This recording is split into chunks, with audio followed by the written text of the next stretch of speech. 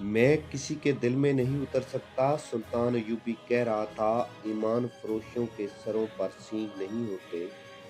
मैं अली बिन सुफियान और गयास बलबस को इजाज़त देता हूँ कि जिस पर शक हो कि वो सलीबियों का जासूस है, उसे कत्ल कर दो।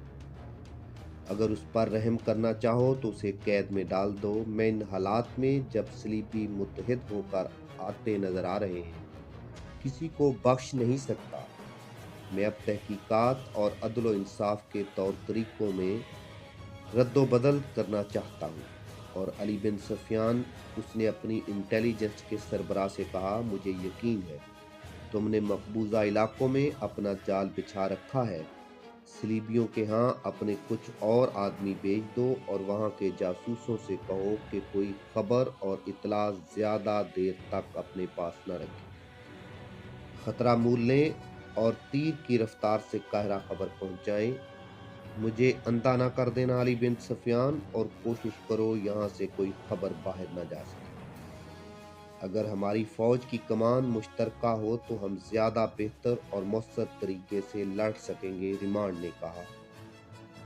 मैं इत्तेहाद पर जोर दूंगा, मुश्तरका कमान पर नहीं, रेनाल्ट ने कहा। मुश्तरका कमान के कुछ नुकसानात भी होते हैं। मैदान जंग में हमें एक दूसरे से बाखबर रहना चाहिए और एक दूसरे के रास्ते में नहीं आना चाहिए। हम पेशकदमी के लिए इलाके तकसीम कर लेंगे। एहतियात सिर्फ ये की जाए कि हमारी नकलो हरकत राज में रहे। इस दौरान सलीबियों ने फौज में इजाफा कर लिया था, फौज को आराम भी दे लिया था और जंगी तैयारियां मुकम्मल कर ली थीं। सलीबी तूफान की तरह आने का प्लान बना रहे थे। सुल्तान अय्यूबी अपने तरीका जंग से हटना नहीं चाहता था।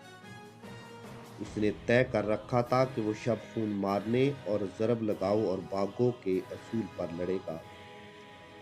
अब के सलीबियों ने ऐसा प्लान तैयार करके सोचे समझी साजिश की थी जिसमें सुल्तान अय्यूबी का कमांडर ऑपरेशन कामयाब ना हो सके।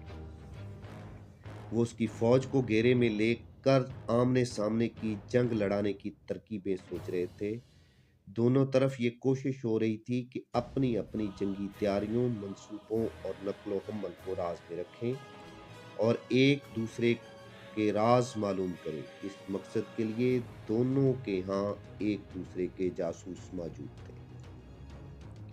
सलीबी कमांडरों को ये तो मालूम था कि उनके दरमियान सुल्तान अय्यूबी के जासूस मौजूद हैं, मगर सलीबी हुक्मरानों को ये मालूम नहीं था कि उनकी कॉन्फ्रेंस में दो मुसलमान जासूस मौजूद हैं।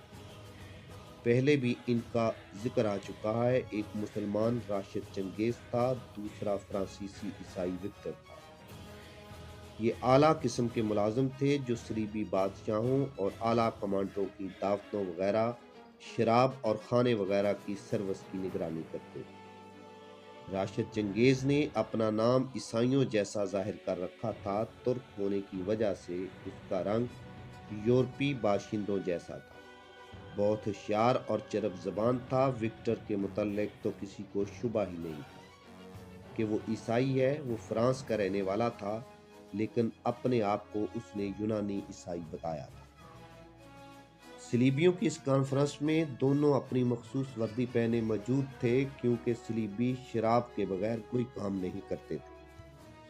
ये दोनों शराब पेश कर रहे थे और उनकी बातें गौर से सुन रहे थे। ये बातें बहुत ही कीमती थीं जो उन्हें काहिरा पहुंचानी थी, मगर ये अभी मुकम्मल नहीं थी। वो सलीबियों का पूरा प्लान मालूम करके काहिरा पहुंचाने का इरादा किए हुए थे।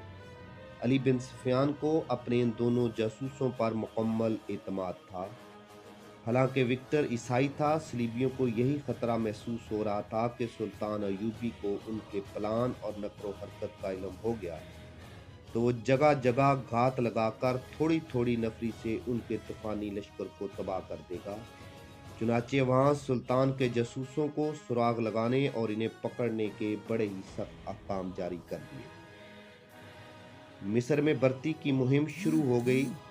दो तीन फौजी दस्ते तरतीब दिए गए जो उन इलाकों के दौरों पर निकल गए जिनसे भर्ती मिल सकती थी।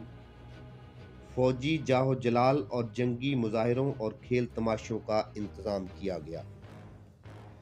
مسجدوں کے اماموں کے لیے تیز رفتار قافلوں کے ذریعے سلطان ایوبی کا یہ پیغام بھیجا گیا کہ وہ لوگوں کو جہاد کی اہمیت بتائیں اور انہیں یہ بتائیں کہ کفار پوری طاقت کے ساتھ عالم اسلام پر حملہ آور ہو رہے ہیں، اور یہ بھی کہ قبلہ اول کفار کے قبضے میں ہے۔